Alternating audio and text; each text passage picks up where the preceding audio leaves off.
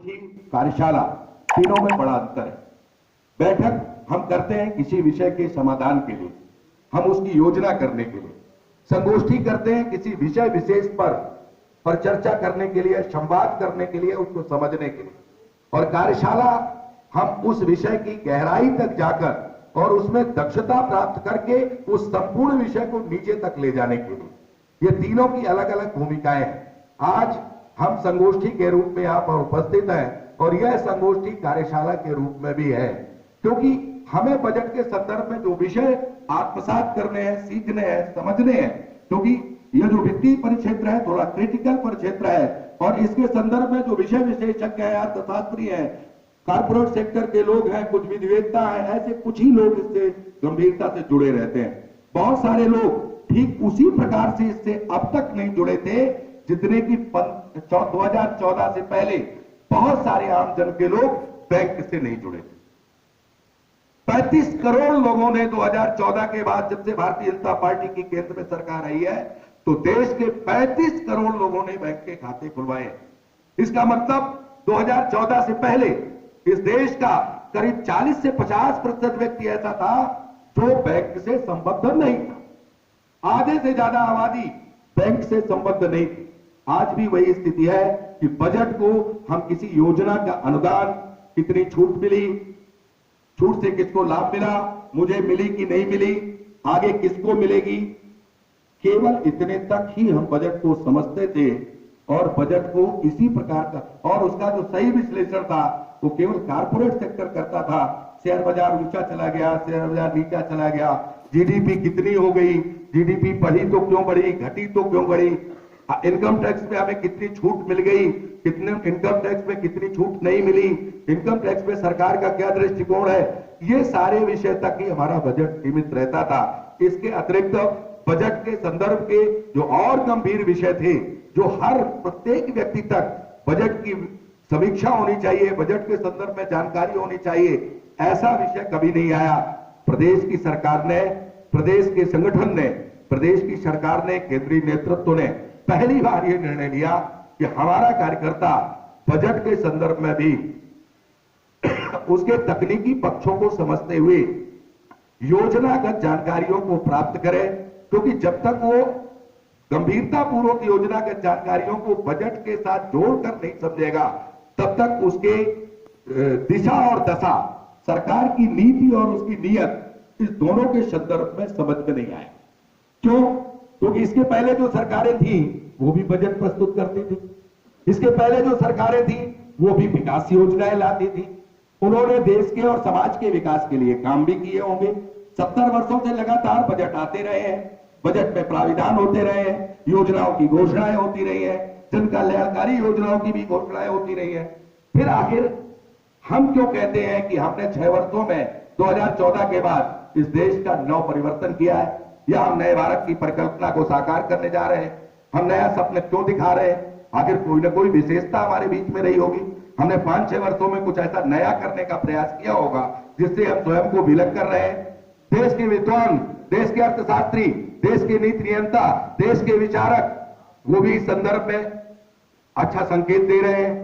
अंतरराष्ट्रीय परिक्षेत्र के जो विशेषज्ञ हैं, जो सर्वेक्षण है, वो भी भारतीय जनता पार्टी की केंद्र की मोदी सरकार की गुणगाथा गा रही है।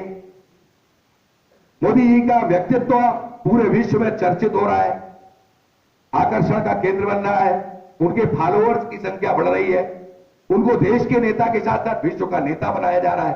तो क्यों? आखिर ऐसा है क्यों? कौन सी ऐसी विशेषता मोदी जी ने कर दी या केंद्र की सरकार ने कर दी कि मोदी जी विश्व के नेता बन गए? हमारा भारत का भारतीय स्वाभिमान विश्व में खड़ा हो गया। जब हम कटोरा लेकर जाते थे तब भी हमको कटोरे में भीख नहीं मिलती थी। आज कटोरे में भीख के बजाय हमारे साथ हाथ मिलाने के लोग आगे बढ़ रहे हैं। क्यों बढ़ रहे हैं? क्यों हमसे समझौता किया जा रहा है?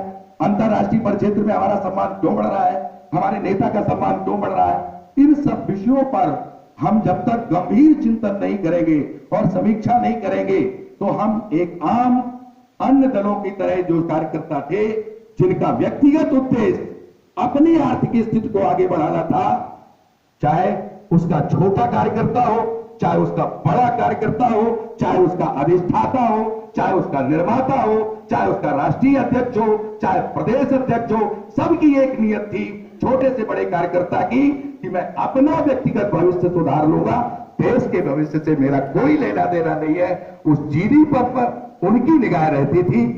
लेकिन भारतीय जनता पार्टी की जो नीति है और जो नीयत है इसके विपरीत है।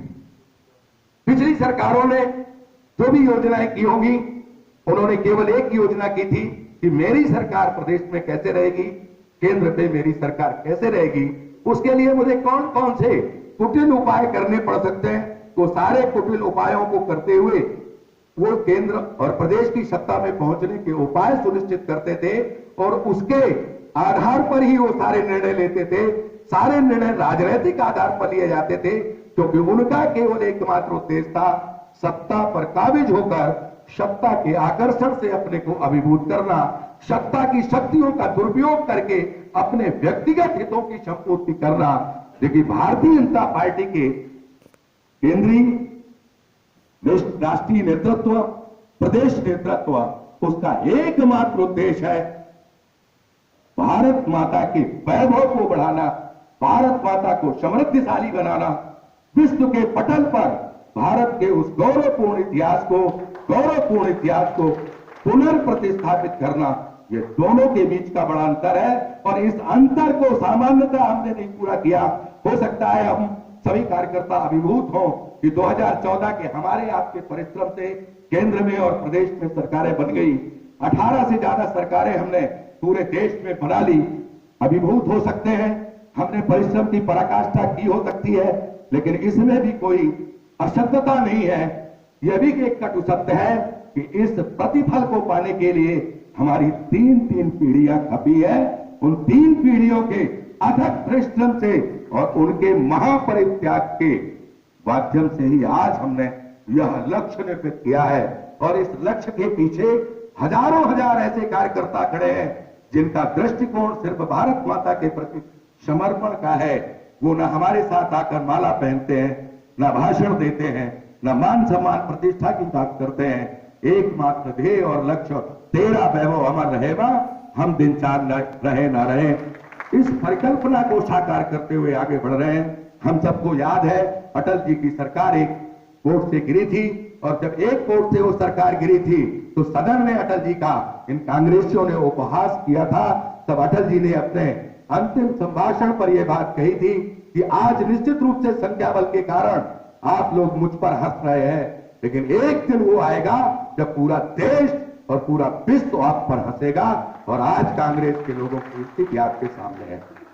तो मित्रों, पृष्ठभूमि को प्रस्तुत करते हुए मैं इस विषय को आगे बढ़ाता हूं।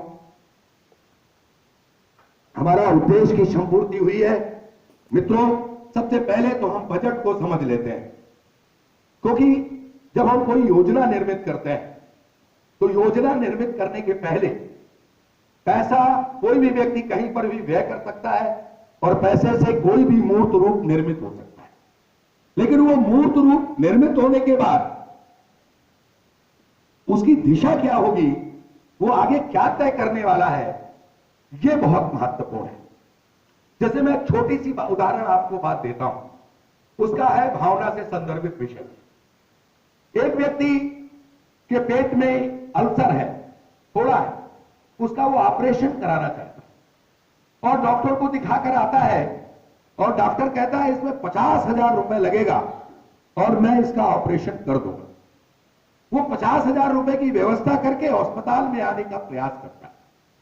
बीच में उसको एक अपराधी मिल जाता है और उसको जानकारी हो जाती है कि इसके पास 50,000 रुपए हैं और वो अपराधी उस 50,000 रुपए को छीनने के लिए जब वो प्रयास करता है और सामान्यतः उसको रुपया नहीं मिलता तो वो चाकू मार देता है और वो चाकू मारकर उसका पेट फट जाता है और वो रुपया लेके भाग जाता है।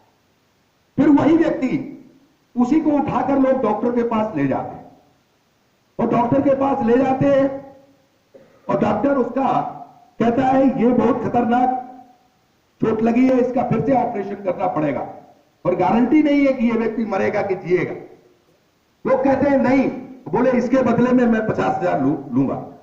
वो कहता है उसका अभिभावक नहीं करिए। डॉक्टर फिर से ऑपरेशन करता है, चाकू चलाता है, उसका ट्यूमर ठीक करता है, दुर्भाग्य से वो व्यक्ति मर जाता है। चाकू उस बदमाश ने भी चलाया और चाकू डॉक्टर ने भी चलाया, लेकिन केस उस बदमाश पर दर्ज होता है, डॉक्टर पर दर्ज नहीं होता है। क्यों? दोनों का उद्देश्य एक है। उसका भी उद्देश्य था उससे 50,000 रुपए छीनना, डॉक्टर का भी उद्देश्य ऑपरेशन और चाकू चलाते समय उससे 50,000 लेना, लेकिन दोनों के दृष्टिकोण में अंतर है। बदमाश ने चाकू इसलिए चलाया क्योंकि वो मारना चाहता था, और डॉक्टर ने चाकू इसलिए चलाया क्योंकि वो उसको जिलाना चाहता। दोनों के दृष्टिकोण में अंतर हुआ और इस दृष्टिकोण के कारण परिणाम परिवर्तित हो गए। तो मित्रों, हम सब अपनी अर्थव्यवस्था को समझने के लिए प्रारंभ से अपने को प्रयास आगे बढ़ाते हैं, और सबसे पहले उसको समझने के लिए एक शब्द बहुत ज्यादा तेजी से रन करता है हमारे सभी पढ़े लिखे कार्यकर्ता है। मैं तो कहा करता हूं, भारतीय जनता पार्टी का हमारा सामान्य और इकाई कार्यकर्ता अन्य राजनीतिक दलों के वरिष्ठ कार्यकर्ता से ज्यादा वैचारिक चिंतन करता है और ज्यादा विचारवान होता है, क्योंकि हमने तो उस नीति के साथ ही आगे बढ़ना चाहे ना। हम तो कहते हैं विद्या विवादाय धर्म बदाय शक्ति परेशान पर पीड़नाय हलस्य साधो विपरीत मेतद ज्ञानाय दानाय च रक्षणाय। हम तो विद्या ददा तो विनियम के आधार पर आगे बढ़ते हैं। हमने तो सर्वे भवतु सुखना के सिद्धांत को आगे बढ़ाने का काम किया है। इसलिए हम निर्विकार भाव से चिंतन करते हुए समस्याओं के निरूपण और समस्याओं के निदान का प्रयास करते हैं। तो मैं सबसे पहले प्रवेश करता हूं अर्थशास्त्र पर। उसके लिए सबसे पहला शब्द है जीडीपी। जब देश की अर्थव्यवस्था का हम चिंतन करते हैं तो जीडीपी शब्द का प्रयोग होता है। जब तक हम जीडीपी को परिभाषित नहीं करेंगे तब तक हमें अर्थव्यवस्था कहां जा रही है और देश की अर्थव्यवस्था क्या है और इस अर्थव्यवस्था में सरकारों का क्या योगदान होता है। जब हमें सरकारों के योगदान के संदर्भ में जानकारी मिलेगी तभी पता चलेगा कि हमारी सरकार अच्छा कर रही है कि पिछली सरकारें अच्छा कर रही थी। क्योंकि बजट तो 70 साल से प्रस्तुत हो रहा है ना। बजट कोई पहली बार तो प्रस्तुत नहीं हुआ, 70 साल से प्रस्तुत हो रहा था। जीडीपी की विकास दर पर भी मैं चर्चा करूंगा। कभी विकास दर 8 और 9 हुआ करती थी, आज विकास दर 5 तक आ गई है। इसके बाद भी लोग कह रहे हैं कि केंद्र की सरकार, मोदी सरकार अच्छा कर रही है। क्यों अच्छा कर रही है? हमारी विकास दर तो घट रही है। जब विकास दर घट रही है, इसके पहले लोगों की विकास दर ज्यादा हुआ करती थी, फिर तब अच्छा क्यों नहीं था, अब अच्छा क्यों है? इसलिए क्योंकि उसी को समझने की आवश्यकता है। क्योंकि मित्रों, यह समझना इसलिए आवश्यक है और नेतृत्व ने इसलिए इस प्रकार की घोषणा की है कि हमारा देश एक प्रजातांत्रिक देश है और प्रजातंत्र में पक्ष और विपक्ष 2 प्रकार के घटक रहते हैं। विपक्ष का काम आलोचना करना है। आलोचना वो इसलिए भी की जाती है क्योंकि हम विरोधी हैं और विरोधी का काम आलोचना करना है। तो विरोध के लिए भी हम आलोचना करते हैं, विरोध के लिए विरोध करना उसका मेरा उद्देश्य नहीं है। मैं जानता हूं ये चीज गलत नहीं है, ये चीज ठीक है, सरकार का निर्णय ठीक है, सरकार का निर्णय देश हित में है, सरकार का निर्णय लोक हित में है, फिर भी मुझे विरोध करना है। तो विरोध करना है इसलिए कि मैं विपक्षी हूं। मेरा विपक्षी धर्म है विरोध करना, मेरा विपक्षी धर्म है आलोचना करना। और उन परिस्थितियों में सत्य दिग्भ्रमित होता है, पता नहीं चलता कि यह वास्तविक विवेचना हो रही है कि यह काल्पनिक विवेचना हो। अभी केवल हम विपक्षी की बात मान लें तो एक बार हम मान लेंगे कि यह विपक्षी इसलिए विरोध कर रहा है। हमारे वैचारिक धरातल का भी एक तरीके से राजनीतिकरण हो गया, यह कह ले वैचारिक आधार पर उनका विश्लेषण होता है। बहुत सारे विचारक दक्षिणपंथी विचारक हैं, बहुत सारे विचारक पाश्चात्य सभ्यता से प्रभावित हैं, कुछ अमेरिका परस्त है, कोई चीन परस्त है, कोई फ्रांस परस्त है, कोई कम्युनिज्म से प्रभावित है। उनका भी विश्लेषण का आधार वही रहता है। टीवी पर आप लगातार न्यूज भी सुनते हैं कि कभी कभी अच्छी घटना को भी गलत तरीके से प्रस्तुत किया जाता है और ठीक घटना को भी गलत तरीके से, दोनों चीजें अलग अलग रहती हैं। इसलिए विचारक से लेकर राजनीतिक पृष्ठभूमि तक भिन्न विचारधारा के लोग भिन्न प्रकार से तथ्यों का विश्लेषण करते हैं। इसलिए यह विषय जब तक आम आदमी के संदर्भित विषय तक नहीं जाएगा और समीक्षा का आधार हम सबके समझ में नहीं आएगा, तब तक हम विषय को विषय के रूप में आम आदमी के बीच तक नहीं पहुंचा पाएंगे। क्योंकि इस जीडीपी से, इस बजट से आम आदमी भी प्रभावित होता है और आम आदमी को जब तक बजट की माइनर बहुत कमजोर चीजों से अवगत नहीं कराएंगे तो वो गांव का वो आदमी एक बोतल शराब में वोट देता रहेगा, जातिवाद के आधार पर वोट देता रहेगा, व्यक्तिवाद के आधार पर वोट देता रहेगा। उसको नहीं समझ में आएगा कि ये बैठी हुई सरकार मेरे बारे में कितना अच्छा चिंतन कर रही है और अगली सरकार मेरे बारे में कैसा चिंतन कर रही थी। इस सूक्ष्म विषय की गंभीरता को ध्यान में रखकर इस बजट की गोष्ठियों के आयोजन का विषय है। ये हमारा प्रथम कालखंड है, शुरुआत की है इस प्रदेश नेतृत्व ने। आगे हो सकता है इसको और अधिक गंभीरता के साथ नीचे तक लाया जाए, हो सकता है मंडल स्तरीय गोष्ठियां भी की जाए, हो सकता है आम जन के बीच में भी, या जो विचारक वर्ग है, हमारा व्यापारिक वर्ग है, समाज के भिन्न वर्गों के बीच में बैठ करके भी इसकी पर चर्चाएं की जाए। आपने देखा होगा जीएसटी को बहुत नीचे तक ले जाया गया, जीएसटी पर बहुत चर्चाएं हुई और जीएसटी के प्रति जो विरोध था वो उन चर्चा पर चर्चा और संगोष्ठियों के कारण वो विरोध घटा। जो लोग काल्पनिक विरोध कर रहे थे, जो तथ्य से परे थे, जो अप्रासंगिक था, फिर भी विरोध किया जा रहा था।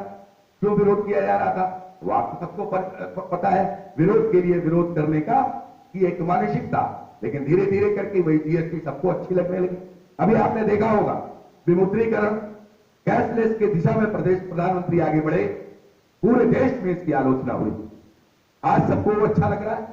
आज फास्टैग का कार्ड जिसकी गाड़ी में लगा होता है वो प्रसन्न होता है और जिसकी गाड़ी में लगा नहीं होता वो सिर पीटता है, कहां से यार मैंने कार्ड नहीं कल ही में लगवा लूंगा।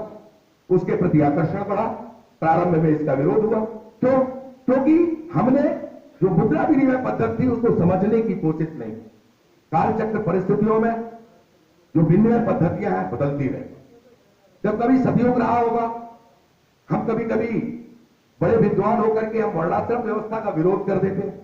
अरे जिस समय वर्णाश्रम व्यवस्था बनी होगी उस समय वो प्रासंगिक रही होगी। आज वो धीरे धीरे करके अपने स्वरूप से पथभ्रष्ट हो गई, क्योंकि वर्णाश्रम व्यवस्था दूसरी व्यवस्था नहीं थी।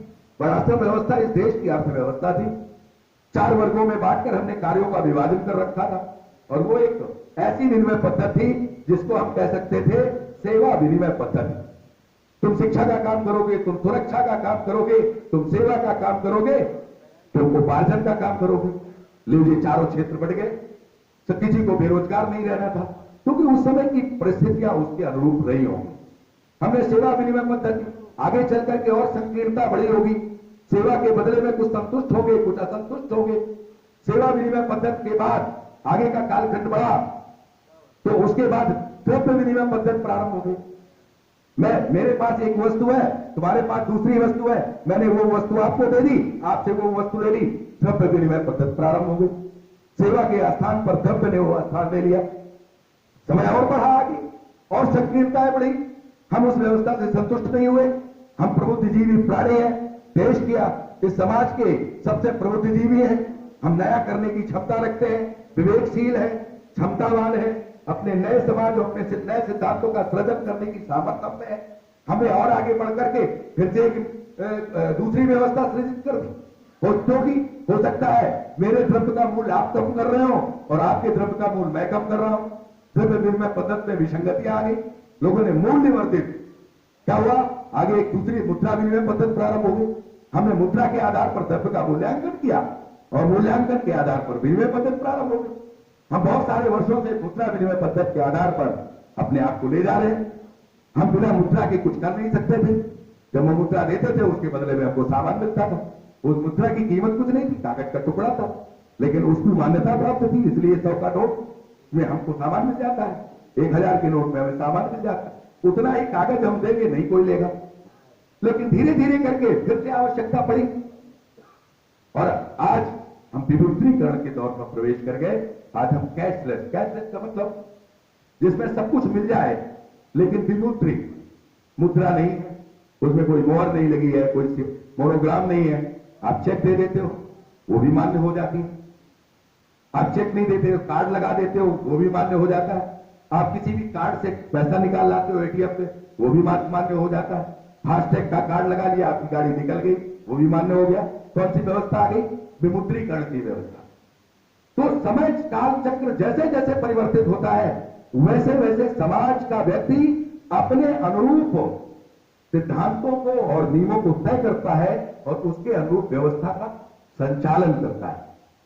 तो अब हमारी विनिमय पद्धति के बाद, क्योंकि ये कैशलेस का विषय था इसलिए मैंने इसको भी जोड़ दिया इसमें। अब मैं जीडीपी में करता हूं, थोड़ा विषय ज्यादा है, थोड़ा शॉर्ट में मैं इसको करूंगा, क्योंकि इसको पूरा करने में बहुत ज्यादा समय लगता है। कम लोग हैं, बहुत देर से बैठे हैं, कल त्योहार है, सब लोग अपने अपने घर जाना चाहेंगे।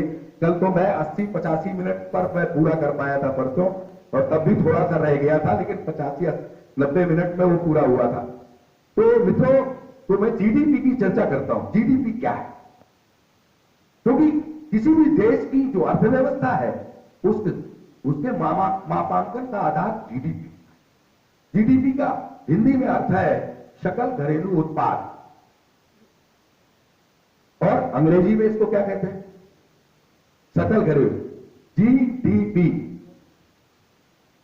जी, ग्रास डोमेस्टिक प्रोडक्शन।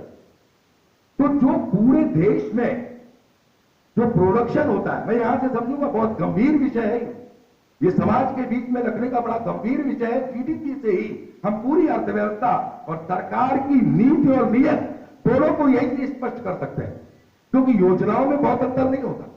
योजना कांग्रेस ने भी चलाई, योजना जनपद की 10-15 वर्षों, भले ही उनके जमाने में रिसाव रहा हो, हमने रिसाव को कम कर दिया, भ्रष्टाचार को कम करने का प्रयास किया, टैक्स कलेक्शन बढ़ा दिया, बहुत सारे लोगों को अपने से जोड़ दिया, वो विषय अलग हो सकता है, उस पर मैं चर्चा करूंगा।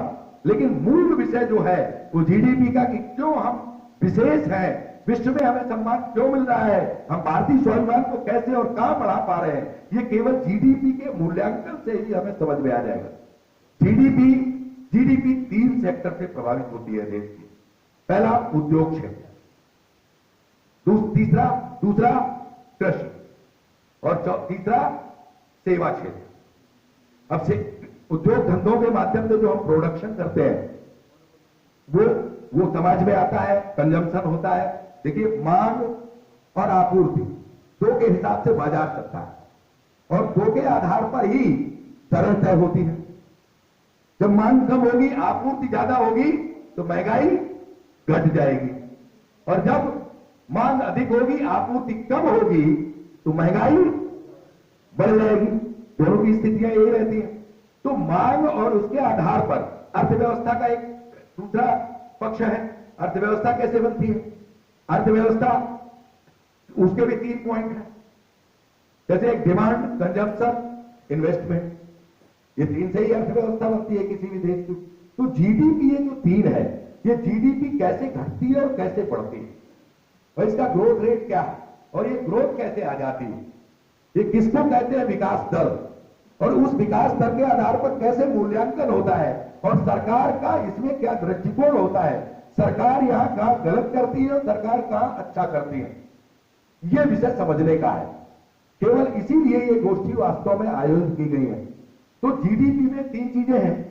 अब तीनों चीजों से जो पूर्ण आय होती है, 100 रुपए एक से कमाया आपने, 100 रुपए एक से कमाया, 100 रुपए एक से कमाया, ठीक है, 300 रुपए हो गए, ये हमारी जीडीपी होगी।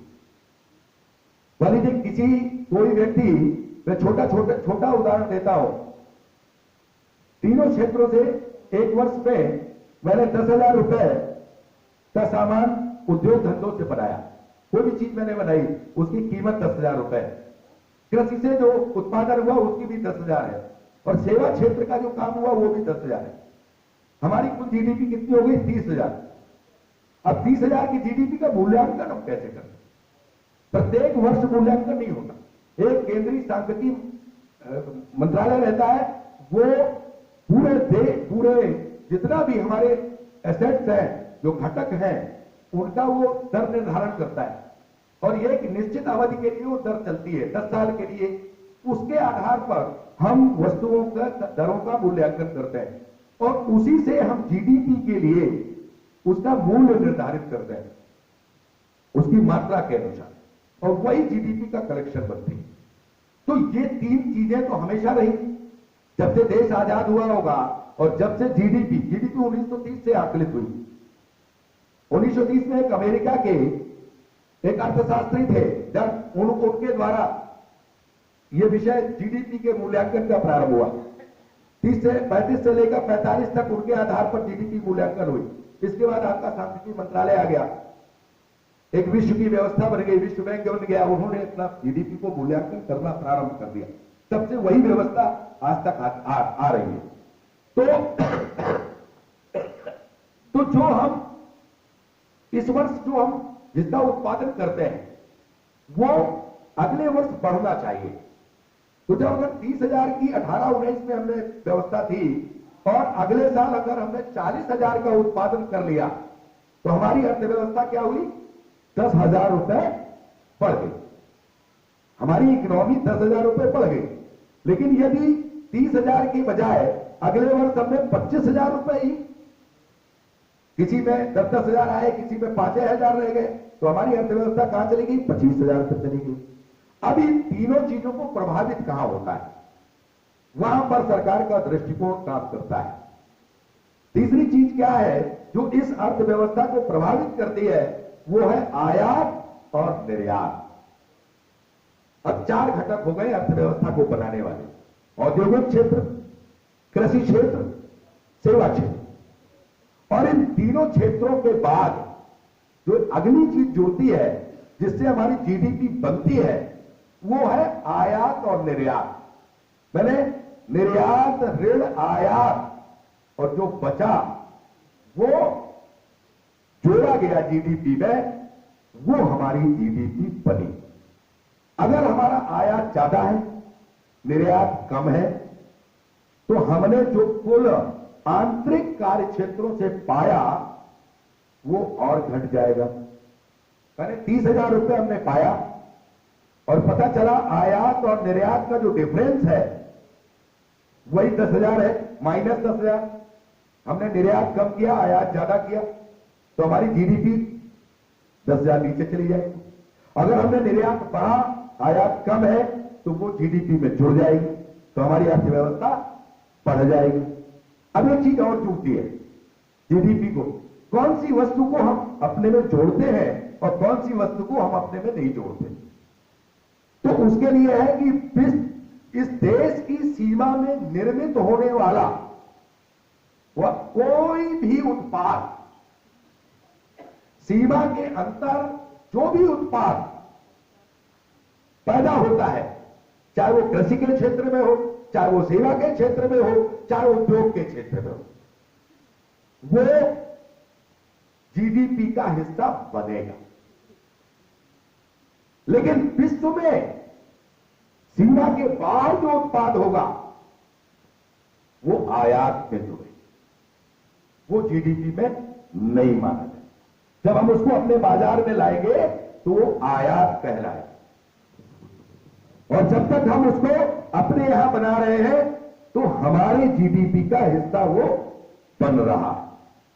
अर्थात कोई विदेश की कंपनी अगर अपना कारखाना अपने देश में लगाती है और यहां पर कोई उत्पादन करती है, तो उसके द्वारा उत्पादित वस्तुओं का जो मूल्य होगा वो हमारी जीडीपी का हिस्सा बनेगा। अर्थात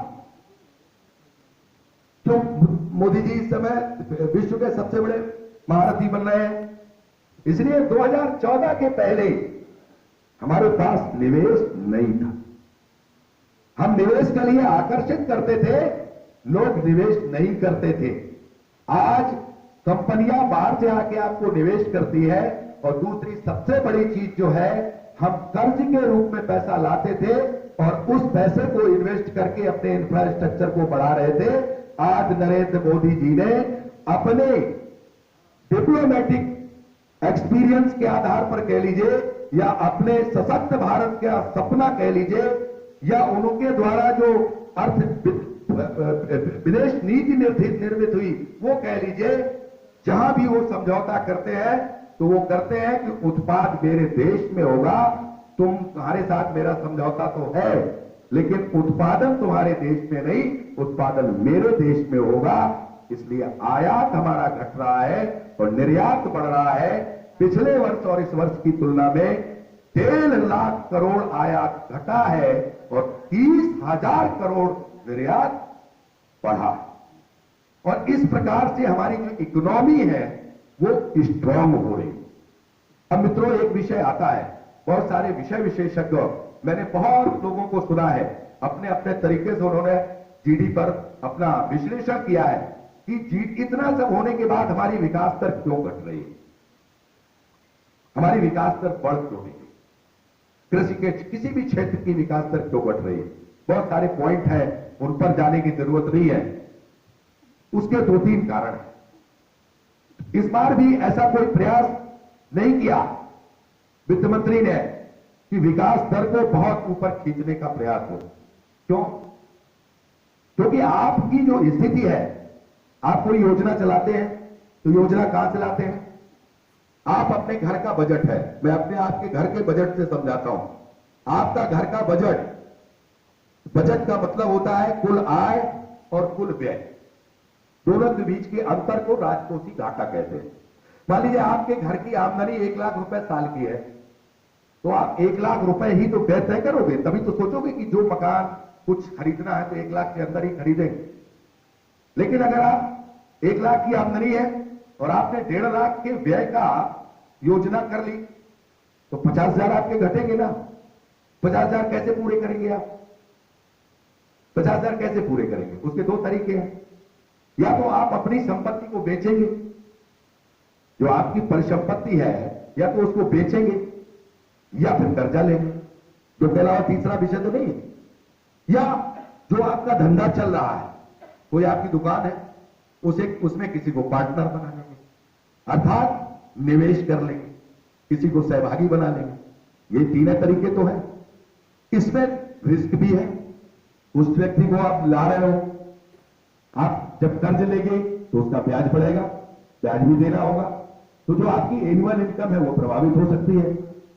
तो कम राजकोषीय घाटा बढ़ाए बिना एक लंबी दूरदर्शी योजना के साथ वित्त मंत्री ने इस बार का बजट प्रस्तुत किया।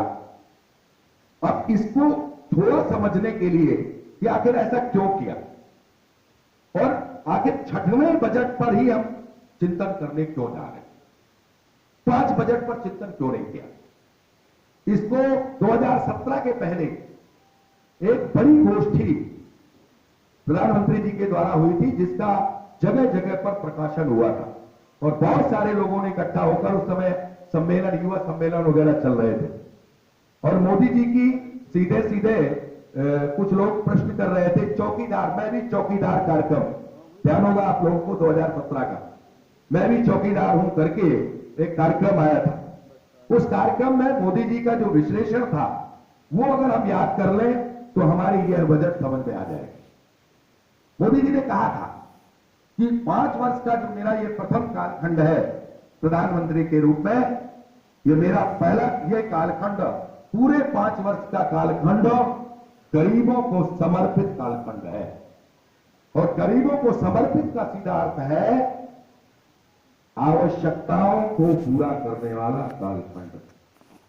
हम इन 5 वर्षों में उन मूलभूत आवश्यकताओं को पूरा करने का काम करेंगे जिसका हक इस देश के प्रत्येक नागरिक को है, चाहे वो अमीर हो और चाहे गरीब हो।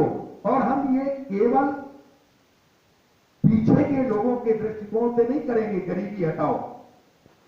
गरीबी तो इंदिरा जी ने हटाने का नारा दिया था, लेकिन हटी नहीं। हम इसको अंत्योदय विकास तक ले जाएंगे।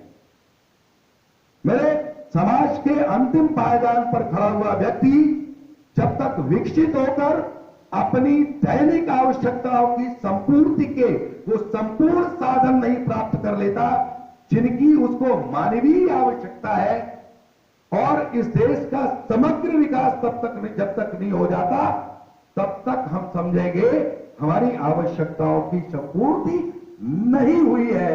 और इसको पूरा करने का काम उन्होंने प्रारंभ किया था खाद्यान्न योजना की पारदर्शी व्यवस्था, उज्ज्वला योजना को आम आदमी तक पहुंचा के गरीब से गरीब व्यक्ति का जीवन स्तर उठाना, सौभाग्य योजना के अंतर्गत सभी को बिजली उपलब्ध कराना, आम आदमी का बैंक से सीधे खाता कराना, क्योंकि हमें अगर खाता ना होता तो हम डीबीटी योजना के अंतर्गत विभिन्न प्रकार की जो अनुदान राशियां हैं वो प्रत्येक व्यक्ति के खातों में निष्पक्षता से, पारदर्शिता से, ईमानदारी से न पहुंचा पाते। आवास योजना के माध्यम से लोगों के जीवन स्तर को उठाना, शौचालय के माध्यम से स्वच्छता के साथ साथ व्यक्ति के मान सम्मान, स्वाभिमान को ऊंचा उठाना और मूल रूप से महिलाओं के उस मान सम्मान को, उस इज्जत आबरू को इज्जत घर देकर पूरा करना, इस शिक्षा के क्षेत्र में मौलिक परिवर्तन करना, शिक्षा के क्षेत्र में सभी जितने शिक्षक घटक थे, चाहे वो ड्रेस हो, चाहे किताबें हो, चाहे जूते हो, चाहे वो वजीफा हो, इन सब प्रकार की चीजों को पूरा करना और अंत में आते आते आयुष्मान भारत के माध्यम से व्यक्ति के स्वास्थ्य को परिपूर्ण करना, 5 लाख तक के स्वास्थ्य का बीमा कवरेज देना, ये आवश्यकताओं को पूरा करने वाला कालखंड था। और उस आवश्यकताओं को पूरा करने वाले कालखंड के लिए किसी प्रकार के विजन की जरूरत नहीं थी, उसके लिए क्रियान्वयन की आवश्यकता थी, योजनाओं की आवश्यकता थी। और उन्होंने पहले दिन से प्रारंभ किया था अंत्योदय विकास का वो की यात्रा। लेकिन उन्होंने एक चीज आपके को मालूम होगा, ये भी कही थी कि जब तक इस देश का 125 करोड़ व्यक्ति केंद्र सरकार के साथ कंधा मिला के नहीं जुड़ेगा और जब तक वो भी सहयात्री नहीं बनेगा, तब तक ये देश आगे नहीं बढ़ेगा। लेकिन जिस दिन 125 करोड़ देशवासी केंद्र सरकार के साथ चलना प्रारंभ करेंगे तो वो एक कदम चलेंगे तो देश 125 करोड़ कदम आगे बढ़ चुका होगा। और इसको पूरा करने के लिए दीनदयाल जी का भी हमें सिद्धांत परिभाषित करना पड़ेगा, जिसको उन्होंने अपने जो उनका दर्शन है, जिसको अंत्योदय विकास कहते हैं, या जिसको हम अपने तरीके से उनका जो सिद्धांत है उस पर चर्चा करते हैं, तो अंत्योदय विकास को भी हमें समझना पड़ेगा। अंत्योदय विकास का सीधा अर्थ है, अंत्योदय विकास के संदर्भ में जब दीनदयाल जी से किसी ने पूछा कि ये आपका अंत्योदय विकास क्या है, तो दीनदयाल जी ने कहा कि मेरी लंबाई का एक गड्ढा खुदवाइए। उन्होंने अपनी लंबाई का गड्ढा खुदवाया और नीचे उतरे और हाथ ऊपर किया, तो उन्होंने कहा कि इस निशान तक इसको और खोद दीजिए, मतलब 4 अंगुल गहरा नीचे उतर गए। अगले व्यक्ति से कहा हाथ नीचे करो, सामान्य रूप से उसके हाथ नीचे करने पर और दीनदयाल जी के हाथ ऊपर करने पर दोनों के बीच में 4 अंगुल का अंतर था और एक दूसरे को पकड़ नहीं पा रहे थे। तो उन्होंने कहा कि आप 2 मिनट रुको, और दीनदयाल जी पंजे केवल ऐसे खड़े हो, और जैसे ही पंजे केवल खड़े हुए उन्होंने हाथ पकड़ा और उसको ऊपर उठा लिया। अर्थात कहने का आशय यह है कि गड्ढे पर खड़ा हुआ व्यक्ति पंजे पर खड़ा होना माने उसको स्वयं भी प्रयास करना पड़ेगा गड्ढे से बाहर आने के लिए, तब ऊपर वाला व्यक्ति उसको हाथ पकड़ निकाल पाएगा। अर्थात केंद्र सरकार की योजना तभी समग्र भारत की परिकल्पना को साकार कर पाएगी जब आम जनता भी उसी प्रकार का सहयोग होगा जैसे दीनदयाल जी का एड़ी उठाकर बाहर आने के प्रति अपनी गंभीरता को व्यक्त करना। तो मित्रों, पूरे सहयोग के साथ आम जनता अपने विश्वास को स्थापित करते हुए ये देश का पहला प्रधानमंत्री है लाल बहादुर शास्त्री के बाद जिसकी आवाज पर देश खड़ा होता है, जिसने अपनी जन विश्वसनीयता अर्जित की है और पूरे विश्व में अपनी विश्वसनीयता का ढिंढोरा पीटा है। मित्रों, अब परिवर्तन आता है इस 6वीं अर्थव्यवस्था को लेकर। उन्होंने ये भी उसी गोष्ठी में कहा था कि मेरा जो दूसरा कालखंड होगा वो अपेक्षाओं को पूरा कालखंड करने का कालखंड होगा। अब हम अपेक्षाओं को पूरा करने का काम करेंगे। इस कालखंड से हमारी अपेक्षाएं पूरी होने प्रारंभ हुई है और इसकी पहली अपेक्षा है, 1 वर्ष पहले से ही उन्होंने बोलना शुरू किया है कि मैं इस देश की अर्थव्यवस्था को $5 ट्रिलियन की अर्थव्यवस्था बनाना चाहता हूं। और उन्होंने कृषि के परिक्षेत्र में जाने कितना निवेश प्रारंभ कर दिया। इस साल के बजट में 2,65,000 करोड़ रुपए का प्राविधान बजट में कृषि के विकास के लिए किया गया है। इसके पहले की सरकारें 1 या 2% का बजट का प्राविधान करती थी। इसके अतिरिक्त उसी से संदर्भित कैसे किसान की आय दोगुनी हो सकती है। हम किसान को अपने अपने परिक्षेत्रों में देश को कई विभागों में विभाजित करके अलग अलग खाद्यान्न के क्षेत्रों को, कौन से क्षेत्र को हम किस क्षेत्र का, किस जिन्स का हब बना सकते हैं, दलहन का हब हम कहां बना सकते हैं, तिलहन का हब कहां बना सकते हैं, कैसे किसान की लागत मूल्य को कम कर सकते हैं, कैसे किसान को उचित लाभ का मूल्य दिला सकते हैं। इसके लिए विभिन्न योजनाओं को जोड़ने का काम किया।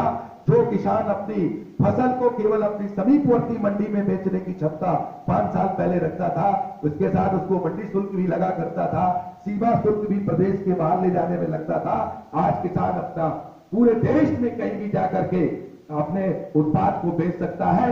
अभी इस बजट में केंद्र सरकार ने प्राविधान किया है कि 10,000 एफपीएफ बना करके एक ऐसा किसान समूह 10,000 निर्मित करने हैं।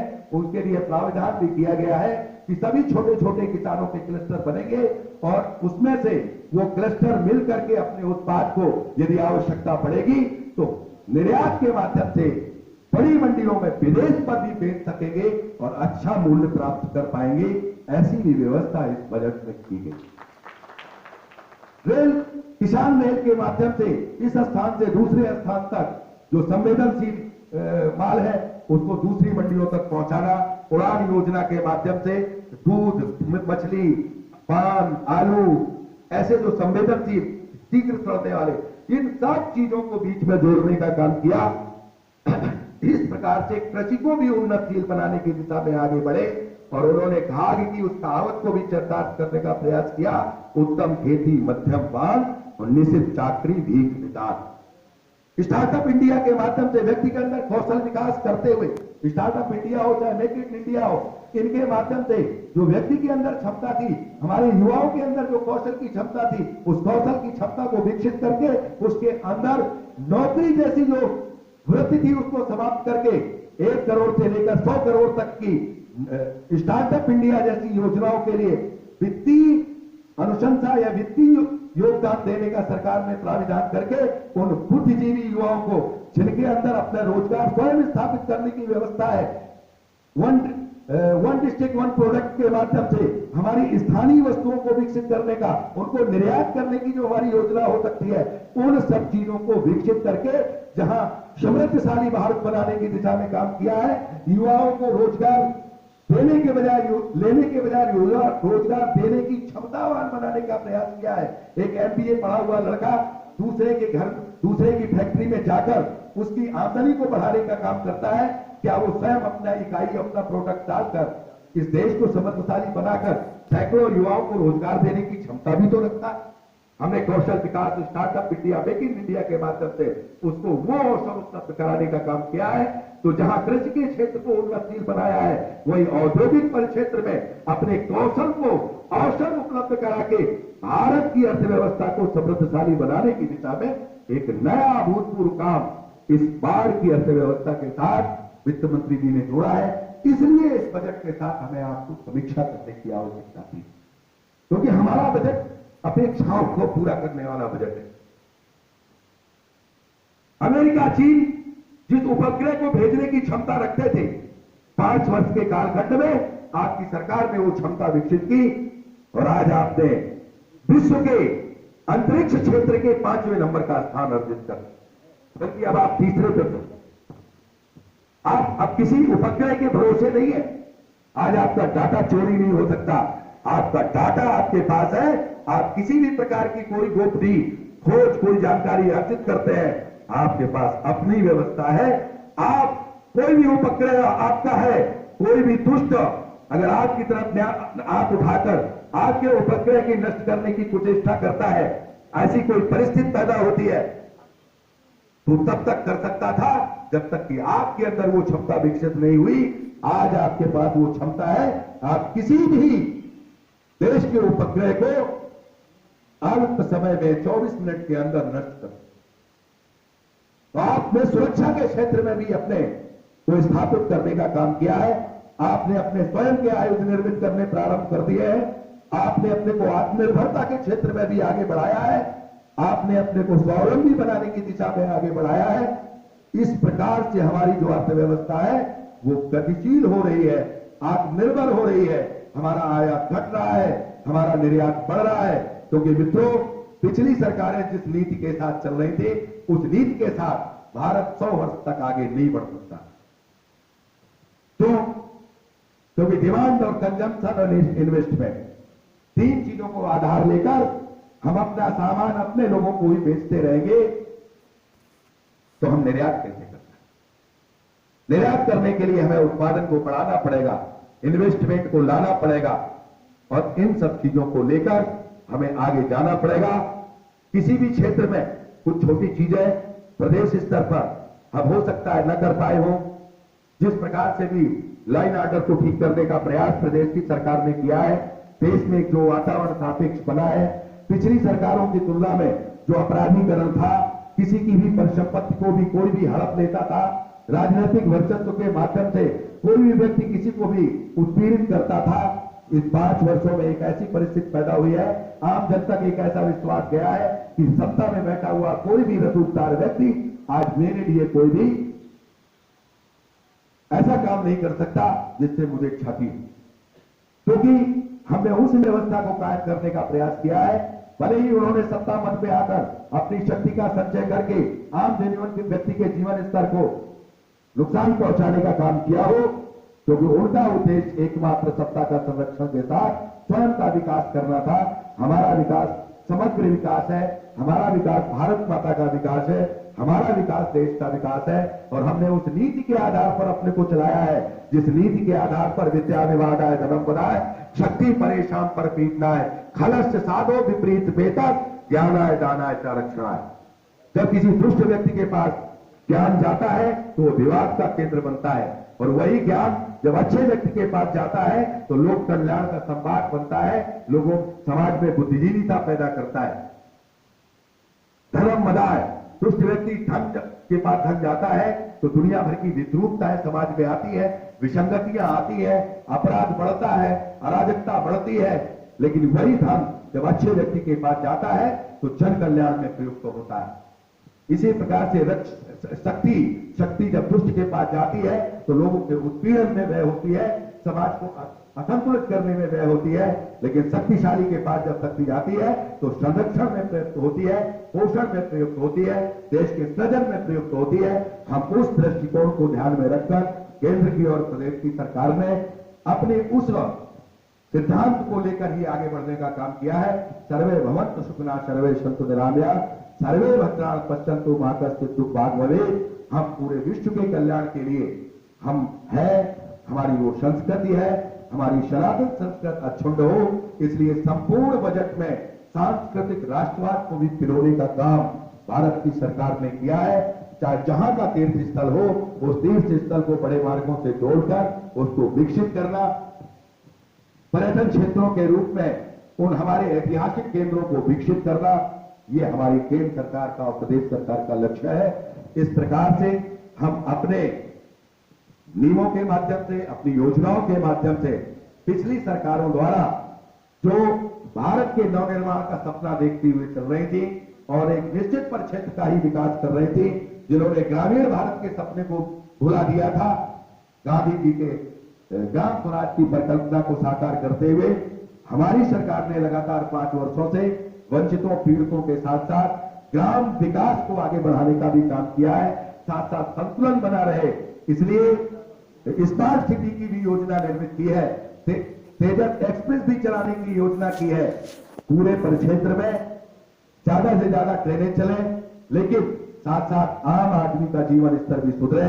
इसलिए प्रत्येक जनपद में स्वास्थ्य के जो चिकित्सा के विद्यालय खुले, जिससे डॉक्टरों की संख्या बढ़ाई जाए, जिससे आम जीवन व्यक्ति का सुरक्षित हो, आयुर्वेद को भी मान्यता मिले, जिससे हमारी अपनी पैथी भी विकसित हो। उन सब क्षेत्रों का भी हमने विकास करने का प्रयास किया है। हमने उस मूलभूत ढांचे को आगे बढ़ाने का काम किया है जो समग्र भारत की परिकल्पना को साकार कर सकता था। हम अपने हर सिद्धांत के साथ रामराज की परिकल्पना को जोड़ते थे। नई दरिद्र को दुखी न दीना, नई को अबुध न लक्षणहीना, अल्प मृत्यु नहीं कौन पीड़ा, सब सुंदर सब सुबह शरीरा। ऐसी परिकल्पना के साथ आयुष्मान भारत की योजना हो, चाहे डीबीटी के माध्यम से प्रत्येक व्यक्ति का भोजन हो, चाहे मूलभूत सुविधाओं को प्रत्येक व्यक्ति तक पहुंचाने का काम हो, या अपनी प्रतिभाओं को विकसित करके अच्छे वैज्ञानिक तैयार करना हो, अच्छे वैज्ञानिकों का पोषण करके उनको अच्छा बिल गेट्स बनाने की योजना हो। बिल गेट्स आईआईटी का पढ़ा हुआ था, आज विश्व का सबसे बड़ा उद्योगपति है। हमारा वैज्ञानिक भी उद्योगपति बन सकता है। Skill India, make in India, ये उसी योजना के तहत आगे जाने वाली स्कीमें हैं। हमने 5 वर्ष की परिकल्पना को ध्यान में रखकर यह बजट प्रस्तुत किया है, जो 5 वर्ष का दूरदर्शी बजट है।